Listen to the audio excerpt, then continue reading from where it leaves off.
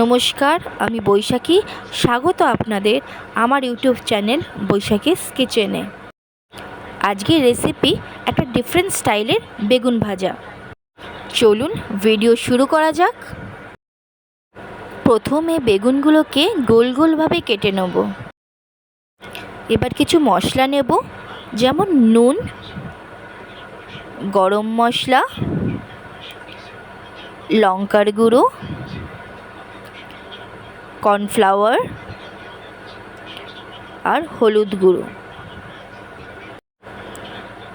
সর্ষের তেল ভাজার জন্য বেসন আর আমচুর পাউডার। বেগুনটাতে মশলা মাখানো যাক। নুন, হলুদ গুঁড়ো, গরম মশলা,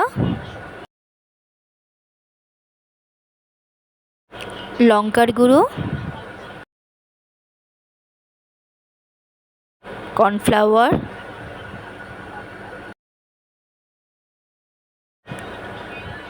আমচুর পাউডার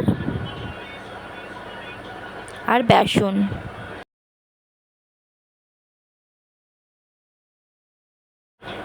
একটু জল দিয়ে ভালো করে মেখে নেব। মাখানো হয়ে গেছে। এবার 10 থেকে 15 মিনিটের জন্য আমরা ম্যারিনেট করে রেখে দেব। এবার ফ্রাই প্যানে তেলটা গরম করে নেব।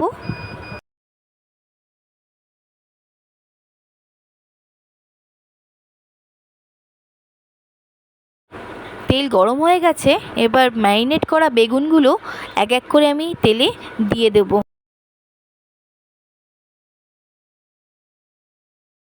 মিডিয়াম ফ্লেমে বেগুনগুলোকে ভাজতে হবে।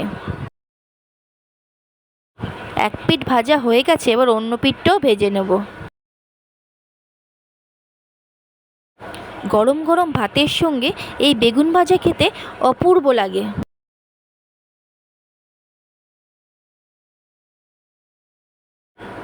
বেগুন ভাজা কমপ্লিট হয়ে গেছে।